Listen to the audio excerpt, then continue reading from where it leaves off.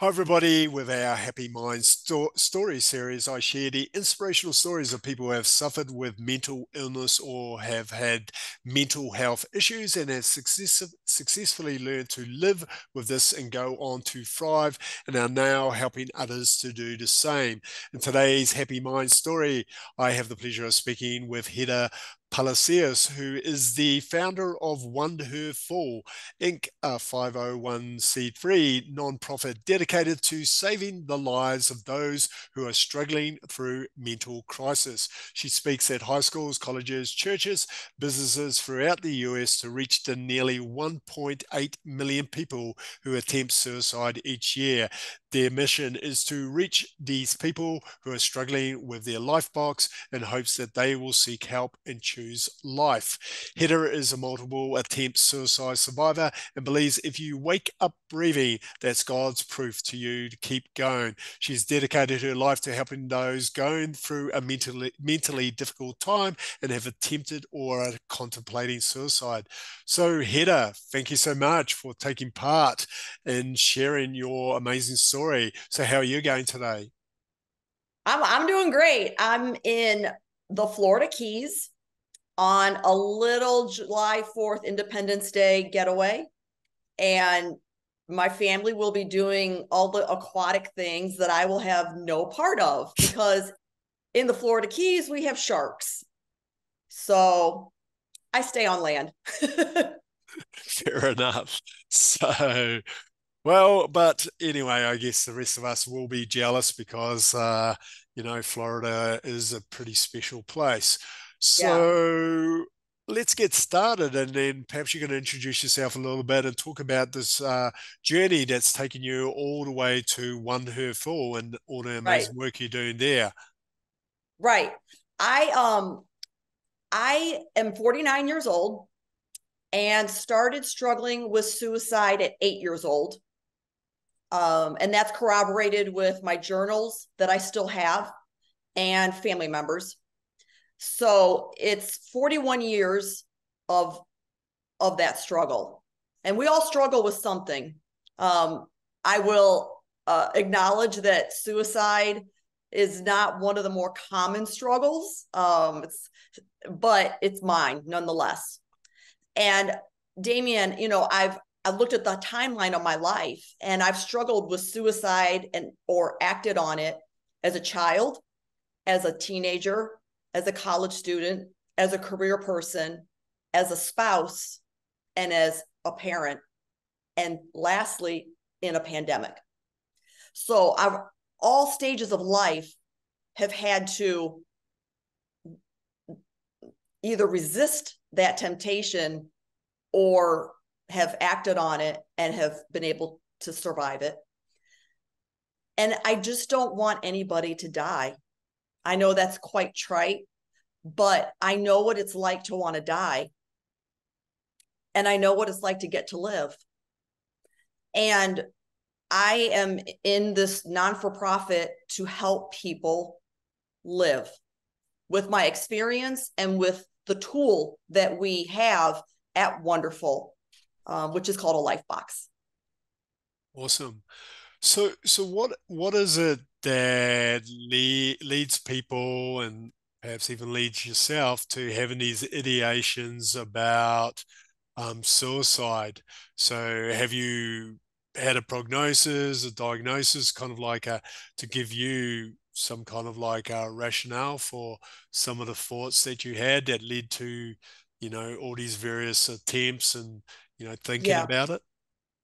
Well, the umbrella of mental affliction, mental illness can be quantified by circumstantial, chemical, or both. And in my case, it's both.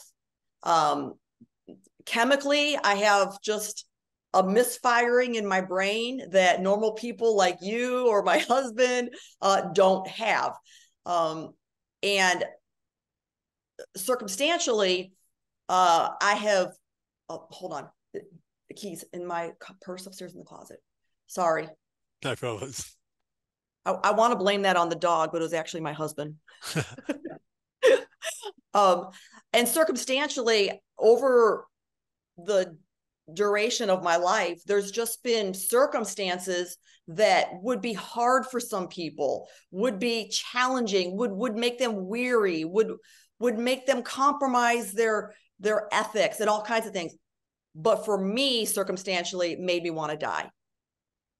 So the official diagnosis would be, just suicidal ideation, and manic depression, since I was a kid. I try not to get caught up in the terminology and the vernacular from a psychological standpoint, because I'm often having these conversations with 8-year-olds. Yep. And so I got to keep it simple, Very good. So how did you learn to deal with it, like back then, and then how are you dealing with it now? I survived up until I got an official diagnosis from a true psychologist. It was survival from 8 years old until 29 years old. It was hell. I mean, you're a normal American white middle-class person, and so many people would look at you and say, there's no way that could be your struggle. But it has been, and it was undiagnosed. And so I just had to survive. Now at 29 years old, that was one of the worst that was my worst suicide attempt, to be honest with you. And we can talk about the details of it if you'd like later, but just to answer your question, that time I was forced by the state of Florida to be locked up in a psychiatric ward for 72 hours as a pastor's wife. So you can imagine the despair of being forced to be in a very undignified, classless psych ward like you'd see in the horror movies as a pastor's wife. But that did lead to getting under the care of a state-appointed psychologist and psychiatrist, which gave me a diagnosis, which gave me, the whole new world of medication. I had never known that leading up to 29 years old. And so, that's been my plight since that turning point. This is the diagnosis, and this is my protocol to stay alive. So basically, medication has been what helped you then, and then is now helping you. Correct. Yeah, I'm still on it. And medicine in the faith-based world is a hot topic. Yep. And I've had, because I have spoke all around the country and even out of the country, faith-based audiences that have judgmental people in their audiences, they will find me afterwards and let me know, if you had more faith, this wouldn't be your issue. You haven't prayed hard enough, yada, yada, yada. To which in my imagination, I punch them in the throat. But to their face, I just say, for me to still be alive takes a lot of faith. I'm not worried about my level of it. Yeah, no, fair response. So I guess the question bears asking, and then this is what the work you're doing, how can people identify earlier on if personally they could have this imbalance, which kind of like led you down this path, and then so you spent a large part of your life dealing with something which there was an answer and you didn't know that there was a path to go. So how can we help people in the audience who may either be experiencing similar kind of life situation, or they may be looking at their kids and noticing that their kids are struggling, and perhaps there is something that is a chemical kind of like imbalance, because as you kind of indicated, you had circumstance and you had chemical imbalance, but if you just have the chemical imbalance, that's still enough to precipitate making these the kind of like decisions as well. So Right. how can we kind of like help the audience to help themselves, I guess? Right. That's a great question. I'll answer it first with what not to do. I'll never forget, I was at church in the lobby meeting with people one time, and a, a woman approached me and wanted my endorsement, my blessing, because she was going to divorce her husband because she found out she was bipolar. And, you know, I was just taken back by that, because I thought, you know, my husband and I have stayed together for 22 years despite my affliction. And we have been able to live out in sickness and in health. And so I shared that with her. And then I probed a little bit further, because I get to know people by now, the mentally afflicted people. I feel like we're our own little club. And I said, and by the way, how do you know you're bipolar? Well, I looked it up online. And I was like, so you're going to end your marriage based on something you read online? And I said, listen, hold up. Just do me a favor. Before you divorce your husband, get a professional diagnosis. So that's where I would say what to do if it's you that's got something mentally that you're questioning, or you see something in your child that you're just mentally you're questioning. Get them to a professional psychologist, therapist, or counselor.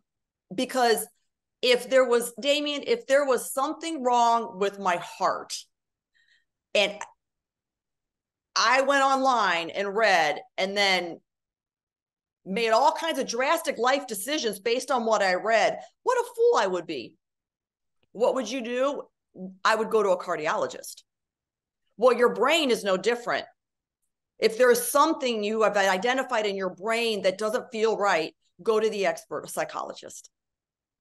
No, very sound advice. I think, as you said, mental health has gotten a bit of a bad rap, and then especially, even our generation, the assumption is that, you can either muscle your way through it, or you just kind of like ignore it. It's not kind of like real.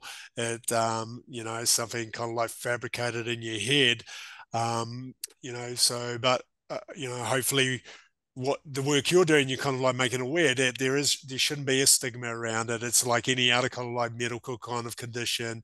If you're suffering and you're struggling, you do need to find help, some direction, some suggestions or tools to kind of like help you come out the other side. And then, fortunately for yourself, you were able to find it before something else came along that you understood yourself, I guess, for the very first time. And why am I kind of like dealing with this? And then you were given a pathway to, how you can get back to, fully living the life, we all should be kind of like living. Right. And let me just say too, that even though and my protocol for myself is sevenfold. It's medication, it's counseling, it's church, or a place of worship on Sunday. It's journaling, it's exercise, it's knowing my worth, and it's having boundaries. That's the protocol, and I'm sticking to it because I'm still alive. But even then, as disciplined as I am with following that protocol, I still struggle with wanting to take my life. And it is a palpable, all-encompassing darkness that takes over my mind. And it's a battle. It's a battle. I was talking to a group of 9/11 first responders a couple days ago. And they struggle, some of them struggle with suicide to this day, just because of the trauma of what that caused them. And we were sharing survivor stories, and I said, I live in a house like most of us do, but what people don't understand is, on the wrong day, if I'm alone, my house becomes a house of murderous temptation. I have a knife in the kitchen, I have pills in the bathroom, and I have a car in the garage. And so even though I follow all those protocols, how do you escape that? How do you escape not living in a house? And that's where, despite all the protocols, I've discovered, and there's got to be something even more. And that is something that is within me that no one can take away, and I stand on. And that is, I'm the only one of me. There's one Heather Michelle Funk Palacios. And if I take her out, I leave a hole in the timeline of humanity that will never be filled. And so I tell people, Damien and Heather and everybody else, you don't have to be you. You get to be you. You're so irreplaceable, so priceless, so valuable. And the maker saw it fit to just make one Damien because one was enough. That's how unique and awesome you are. So I have to have that inside of me. No, that's a very powerful message. I think regardless whether or not you have suicide ideations, I think more people do need to realize that they are unique, they are here for a reason, that they have something more to give the world, because I think all too many people kind of like undervalue themselves, and then Right. you can kind of like guess by the amount of addiction and you know suboptimal kind of like behavior out there. Obviously is quite pervasive. People don't feel that they are enough, I guess. And Right. then, so having you kind of like share that, I think it's going to be, help reiterate you are enough, Yeah. and then Yeah. we need you. We want you to be here Right. because without you, we've got a lot of challenges in the world, and then you're here, we're all connected, so you can Right. contribute in some shape or form. Right. No, Right. very powerful message. Yeah. Yeah.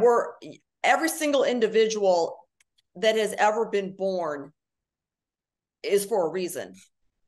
And I talk to a lot of people that have been through a lot, people that have, ended up in addiction recovery houses because they can't break the addiction because they were told their whole life you were a mistake, and they were abused by their parents, so they turned to addiction. And I've even had to wrestle with that and find an answer for that. And here's the thing. Your parents maybe didn't want you, but God still did, because you're here. You weren't miscarried, you weren't aborted, you have not been murdered, you have not died of a disease, you're still breathing. So you're very needed in humanity. And whether you're going through absolute hell, as I have, or going through the time of your life, in both sides of that coin, you're still needed. There's not a backup for you in the box. So I think that that's so important, Damien, because during the pandemic, I didn't have access to some of my protocol to survive. Churches were closed. My counselor's office was closed. The gym was closed. And I struggled with, oh my gosh, I don't have these protocols to help me not kill myself. And I had to learn, okay, what are you going to do if you can't get your medication or to the counselors, or it's got to be on the inside. I got to know I'm awesome. I'm irreplaceable. I got to be here. Yep. No, that's another important kind of like message, because I think, wherever you are, relying on tools and crutches and whatever, they're there. Yes, they're useful. Employ them when you do, but there has to be something else, doesn't there? Yeah. Like, Yeah. regardless of where you are, because there are going to be situations where you're not going to have access to any of these Right. kind of life things, because life isn't like perfect. Everything falls into Right. place for you. So you do need to go in and sometimes know that you're enough by yourself, and that Right. all these tools are just facilitators. But at the end of the day, you are doing it. You are taking these actions. The tools are just an enabler to help you to do these kind of things. But at the end Right. of the day, you are the person who's doing it. Right. Yeah. And it's been challenged because I speak in the prison. They don't have access to the protocols that I Yep. have to stay alive. But I refuse to say, well, they're a lost cause. No, they're not.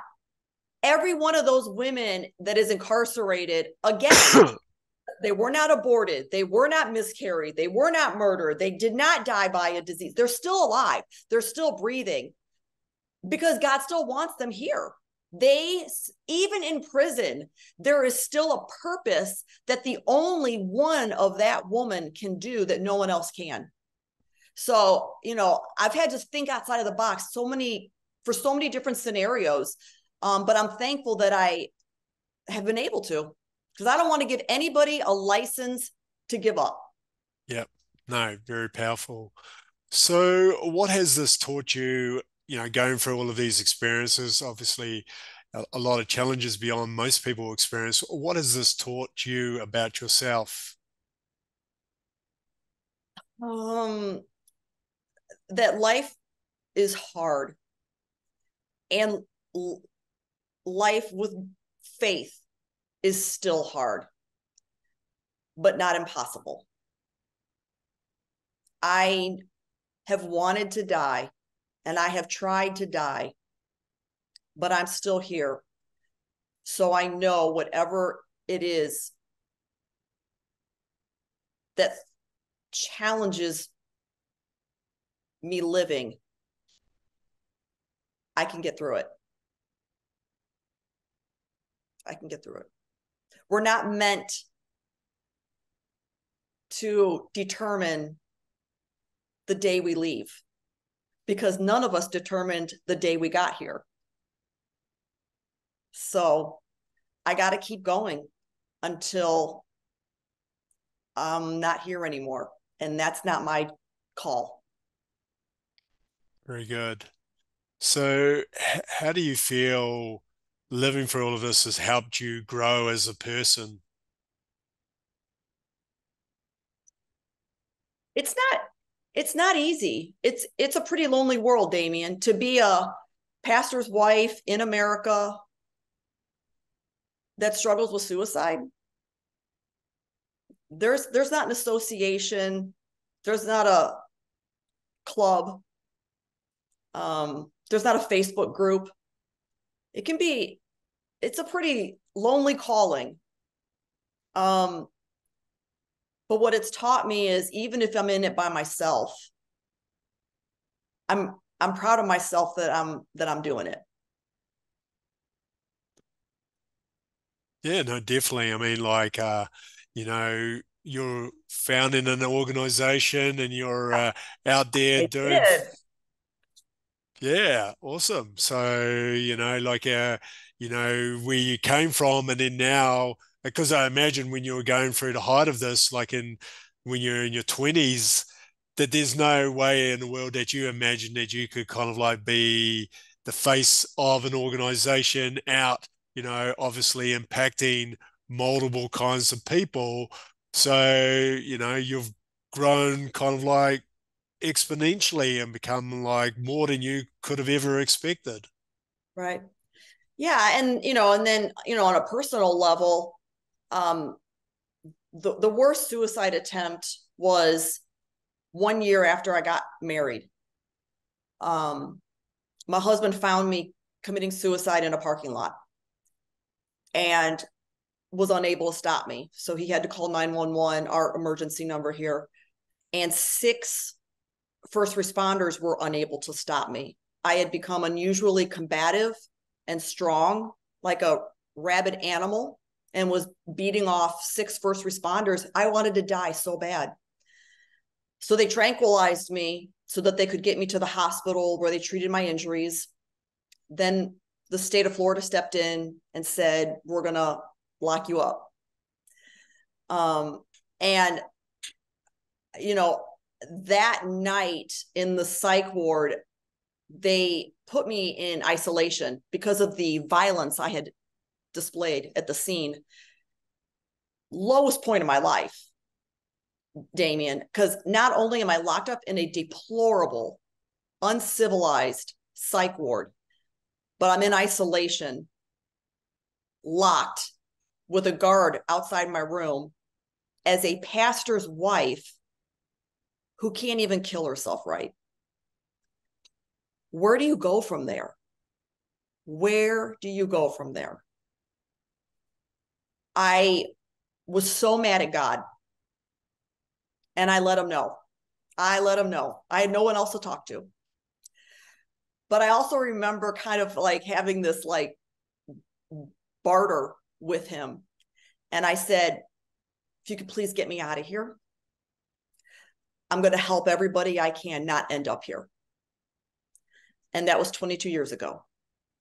And we've both held up to our end of the deal. Very good. So would you say that having this mission beyond yourself kind of helped you get out of what you just kind of mentioned as the lowest part of your life? I think so. I think, again, I'm the only one of me. Clearly, I've learned that my purpose comes from my pain. But nobody else has my pain. So nobody else has my purpose. And that's true for all of us. Everybody has a pain and everybody has a purpose. And it's so unique because no two people are alike. So no two people can have the same pain and purpose. So I get to make a contribution to the world that nobody else gets to. Definitely. Well, the reason I was kind of like asking because I think it's useful because there'll be a lot of people who feel that they're at a particular point in time in their life that it's the lowest they've ever been, and then to kind of like give them a window how they can get out of there, and that, you know, if you can, it seems if you can find something to kind of that is beyond you, and then where you can contribute and help beyond Right. others beyond yourself, that may Right. be a way to get out of where you Right. currently are. So, And you can't do that if you're dead. no, definitely not. So anybody watching today or listening that is at the lowest of the lows, you know, first of all, I hurt for you and I'm so sorry. But you don't stay there. And as you begin to slowly rise up out of that low, know that what you went through, you survived, and you now can be an encouragement to someone else when they go through it.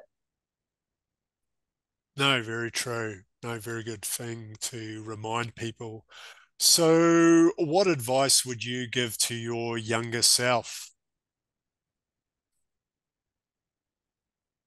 You know, I've sat down with my therapists for decades, and I just hate the first half of my life.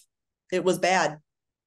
I mean, barring so many details with you for the sake of time, it was horrible. There would be so many things I would have to tell my younger self. I think if I had to pick one thing, it would be don't give up. Yep. No, important kind of like message. So, Yeah. and then what advice would you give to others who happen to be now at, I guess, that low point in their life? You know, what kind of advice would you like to give them? I would say to that person that you are the only one of you. And there's not a backup. There's not a plan B. There's not another one of you that we can bid on eBay. You're not in bulk quantity on Amazon. You're the only one of you, and you always only will be. And that has a price tag on it that says priceless. You contribute to the world in such a way, whether it's hell or heaven, that if you're gone, nobody could step in and continue for you. You're so valuable. You're so worthy. You're so worth it. And stand on that when everything else is crumbling. Awesome. And then what message of hope would you like to give people who are struggling? Well, I would like to offer them a LIFEBOX. We send LIFEBOXes to anybody, anywhere, going through anything, so they won't give up. They are curated specifically to that person's mental affliction, be it addiction, loneliness, cutting, depression, anxiety, PTSD, loss of a pet, whatever their affliction is. These are curated specifically for your affliction, and they're free, and they're shipped 2-day priority. No questions asked. Everybody stays anonymous. And I would say hook yourself up with one of these. It's a box of encouragement. It's filled with the things I've needed to keep going. And it'd be an honor to send one to someone that's struggling right now. The second thing I would say is you need to call someone. You need to call someone.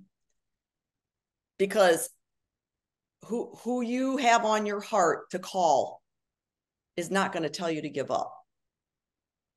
They are going to encourage you to keep going, whoever that person is on your heart to call.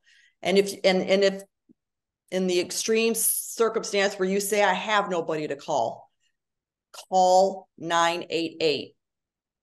It's a hotline.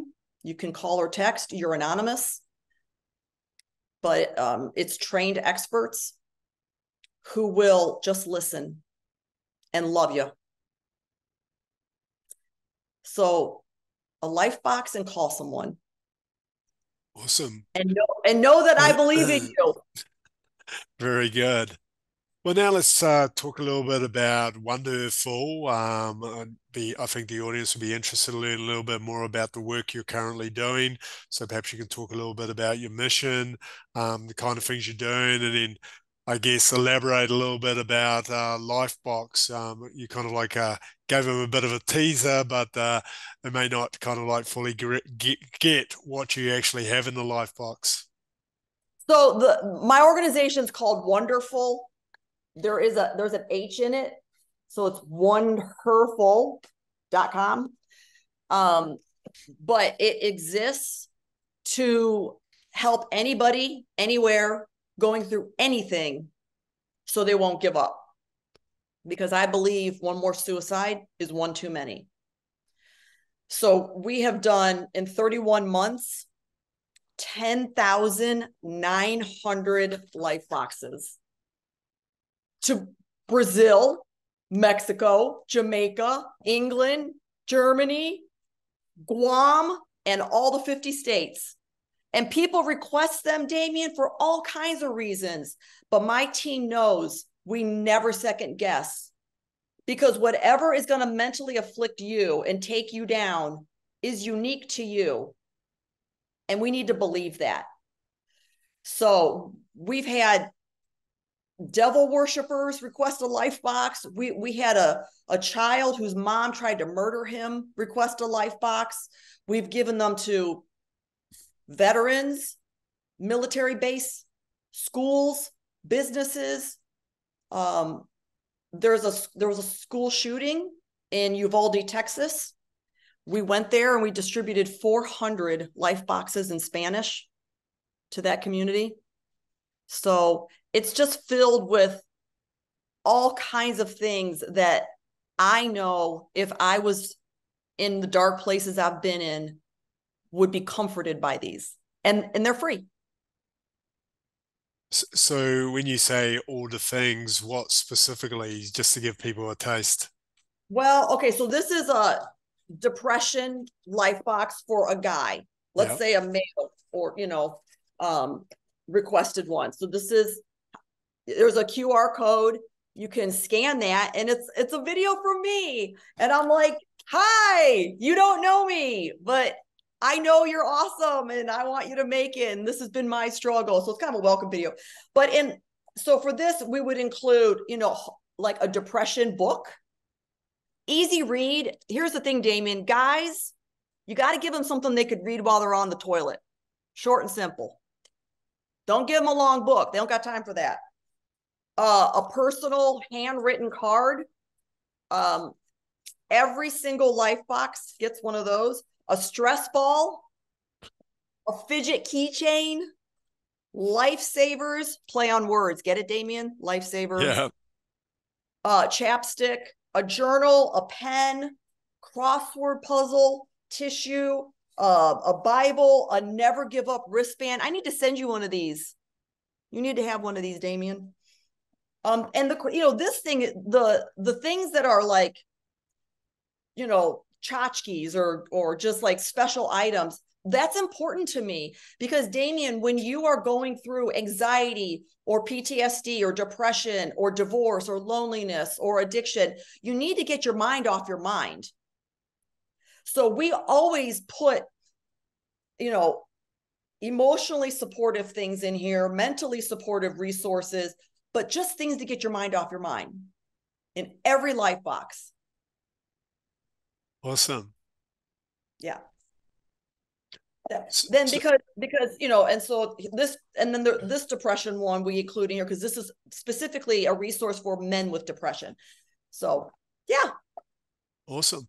So how long have you guys been up and running for?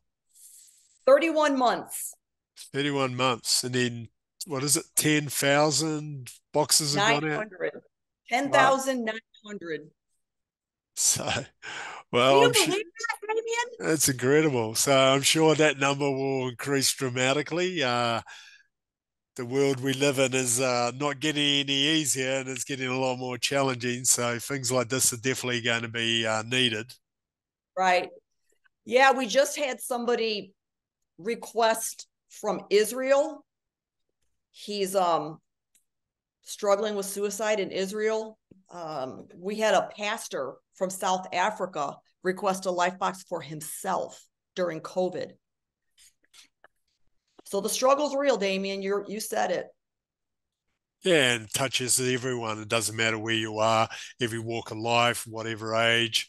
We all have challenges, and we need to kind of like reach out for help when possible. The old, I come from a culture which is male oriented, very much. You know, you got to kind of like battle your way through. Don't show any kind of like emotion and all of that kind of like mumbo jumbo that doesn't serve you. You do need to kind of like reach out for help, be it other people close to you. And then as you indicated, if you don't feel that you don't have anyone else, then you certainly need to kind of like reach out for professional help because it's not normal. You need to access something else outside of your help. You can't always help yourself. You are special, you are unique, you are, a wonderful kind of like being, but we are also social beings, which means that we do need help from others. I mean, the old tribal kind of thing, we had others in our tribe to support us going through challenging times. I feel that in our intermediated kind of like culture, modern world, that we forget that we actually do need others. We can't survive by ourselves. So definitely reach out for others. Love the work you're currently doing. Is there any other things you would like to leave the audience with? I just whoever's listening, my heart is burdened if you're struggling. And I especially am burdened if you feel like you don't have anybody. You do. And if you need to, reach out to me because I'm for you and I'm in your corner and you're not alone. And I know you can make it. I know you can make it. Awesome. Well, Heather, thank you so much. Certainly been a very empowering kind of conversation. I thank you for being willing to kind of like be vulnerable and then share what you're doing, and then also for the work you're currently doing. I'm sure people in the audience will now feel that, wherever they are, that there is hope. There is a way out of this, and then there certainly is a path to a better life and to get out and thrive the way you are. And then also reiterate your message, which is you are unique. You are, needed by the world. We all have something to contribute. Doesn't matter where you are in your stage of life, how you kind of like feel you are. No, know that you have the opportunity to give, and the world does need what you can give. So once again, Heather, thank you so much. Really appreciate your time and for sharing your story. Thank you so much. You're a great interviewer.